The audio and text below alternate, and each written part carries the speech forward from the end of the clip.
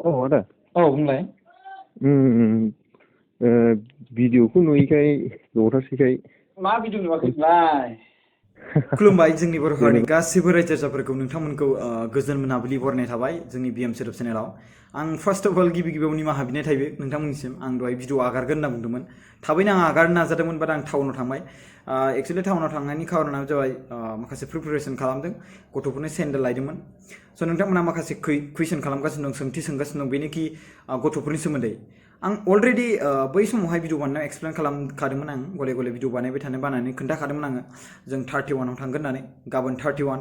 स' जों गाबोन थांगोन, जों गाबोन फुंनि 10थासोआवहाय जोङो 9थासोआवनो गारि बुक खालामखाबाय। ओमफ्राय गारिया 8:30आव फैगोन बेवहाय जोंनि थाग्रा जायगा बा थाग्रा खुलियावहाय। बिनिफ्राय जोङो थांगोन डाइरेक्टलि, एसे गोजानानो जायगाया। स' 10थासोआव जों सहैनांगौ होजोंहाय। ओमफ्राय 10थासोनि गेजेराव जों प्रसेस खालामनानै साइन आरि खालामनानै खमावबा आधा घन्टासो थांगोन बा 1 घन्टासो थांनो हागौ। स' जों हमना ला 10:30आव मोनबोगोन बा 11थासोआव मोनबोगोन। बा फैफिननायावहाय जों हमना ला आधा घन्टा माने एसे ट्राफिक जायोब्लाथ' 1 घन्टाखौनो हमना ला, होमबा 12था जाबाय। होमबा 12थानि उनावहाय जोङो 2 घन्टा सिगां जों सहैग्रोनांगौ होजोंहाय। आरो जोङो एसे मानसिफोर बुरजा जासै नालाय, जों एक्सुवेलि जोङो 2.5 घन्टासोनि सिगां सहैब्ला मोजांसिन जागोन आरो जोंनिया। स' बेनिखायनो आं गासिबो बर्डिं पासफोरबो प्रिन्ट खालामना लाखाजोब्बाय, गासैखौबो टिकेटनि बायदिसिना। स' नोंथांमोना कुइसन खालामो नालाय, आं बे भिडिअखौ बानायनाय जादों स्पेसियेलि गथ'फोरनि खबरा माब्रै। स' आं गथ'फोरनि खबरखौ आं सिगाङावनो खोन्थाखादोंमोन। स' खायसे मानसिफ्रा भिडिअखौ नायाखै, स' बिनि थाखाय नुवाखै। फेसबुक माने ब्रादारा माने फट'ल' पस्ट खालामदों होननानै सासे आरोना 0.1% माने 0.01% बेफोरबायदि होनना बुंजागोन आरोना सासे मानसि। अब्लाबो आंना गोसोआव दुखु नाङो जे गासैनिसिमबो खौरांखौ दैथायहरनो हायाखै। स' जायनि जाहोनाव आं बे स्पेसियेलि बे भिडिअखौ बानायनाय जाबाय जे नोंथांमोना जुदि चेनेलखौ साबसक्राइब खालामदोंबा नटिफिकेसनखौबो दाबायना ला, जाहाथे जों जुदि भिडिअखौ आपल'ड खालामोब्ला जों जाहाथे नोंथांमोना नुयो। खमावबो गोबां माने भिउवार्सफ्रा साबसक्राइब खालामैफ्रासो बांसिन नुनाय जादों। साबसक्राइब खालामनाय मानसिफ्रा एसे माने नटिफिकेसन मोनाखै, मोनदों मोननाया 70-60%सोआनो जाहैदों जानायालाय। ओमफ्राय माखासे माने बेवहाय खायसे मानसिफ्रा जायफोर साबसक्राइब खालामाखै बिसोरबो नुदों, बाट बिथांमोनहा बांसिन सेमखौनो होनजागोन, बांद्राय एसेबांबो नङा, 30% 25% इदि आरोना। स' गासिबो माने जायफोर साबसक्राइब खालामखानायखा बेबो मोनसे कुइसन खालामदों जे आं साबसक्राइब खालामखादों आदा, बाट नोंथांनि भिडिअआ जोंनियाव नटिफिकेसन फैयाखै बे।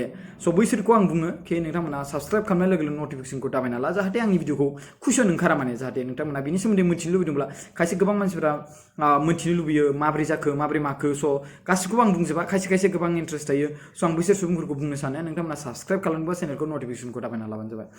स' जोङो मादैखौ लानानै जों माखासे बेंगलरनि भबनावबो जों बेरायबाय। आरो बेल' नङा, जों लालबागावबो थांबाय, जोङो सोमखोरखौ लानानै बेरायहैनो थाखाय बेवहाय थांबाय। माने फैबाय जेला एसे नुलांथों नङा होमबा जायगाफोरखौ, आरो नायलांनोसै होननानै माखासे जों खोन्थाबाय। माने टिकेट दाननानै बेरायनांगौ।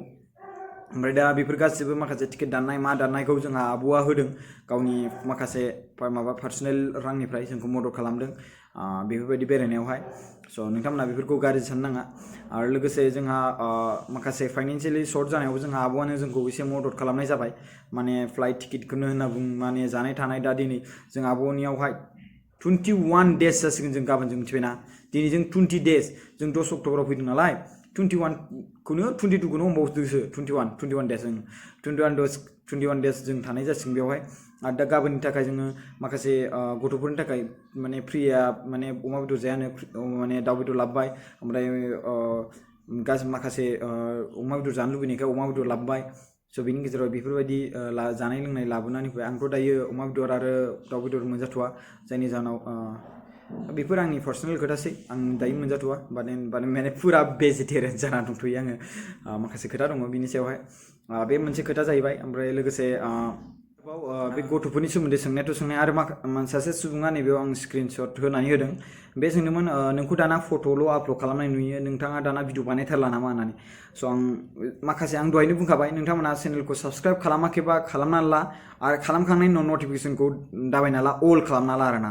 ओरै साइडआव बेल आइकन दंना, बेखौ बेल आइकनखौ क्लिक खालामनानै अल गोजौ दंना बेखौ सेरनानै ला। अब्लानो भिडिअ आपल'ड खालामनाय लोगो लोगोनो बा लाइभ स्ट्रिमिं होनाय लोगो लोगोनो नोंथांमोना नुयो, जाहाथे नोंथांमोना बिदि बुंनो बा कमेन्ट खालामनो गोनांथि गैया माबा मोनसे पस्ट खालामनायफ्राव, बेबायदि जेरै नैबे स्क्रिनशटआव होनाय बायदि, बेबायदि आरोना। ओमफ्राय आरो लोगोसे नैबे बाथ्राखौ बुंगोन आङो जे दाख्लैबावै मोनसे भिडिअ आपल'ड खालामदोंमोन आङो जोंहा एक्सट्रा इउटुबाराबो बुंदों मानि थाखाय भिडिअआ डिलिट जाखो बा मोनसे प्राइभेट खालामदों ना मादों नङा जेबो प्राइभेट खालामाखै बिथांमोना रिमुभ खालामदों आं मोनसे भिडिअ बानायदोंमोन निकिता तमार होनना बुंनायनि सायावहाय जे बेखौ बिराद गाज्रि गावथारदों लामायाव बे एग्जाम होनानै फैदोंमोन एग्जाम होनानै फैनायनि गेजेराव सासे सेंग्राया बेखौ बै जाय मानसिया गावथारदों बे मानसिया माने 2019 मायथाइयावनो खेबसे किडनेप खालामखाबाय आरो बेयाव एफआइआर होखानायमोन स' बिनि सायाव आं माखासे बाथ्राखौ खोन्थादों माने गावथारदों कलेजनिफ्राय एग्जाम होखांना फैबाय 3:30 बे जाथाया फारिदाबाद जायगायाव जादों स' बिनिखायनो बेनि सायाव भिडिअ बानायदोंमोन ओमफ्राय बिनि ससे क्लिप्स गावथारनायनि भिडिअ होदोंमोन जायनि जाहोनाव बेखौ रिमुभ खालामबाय आरोना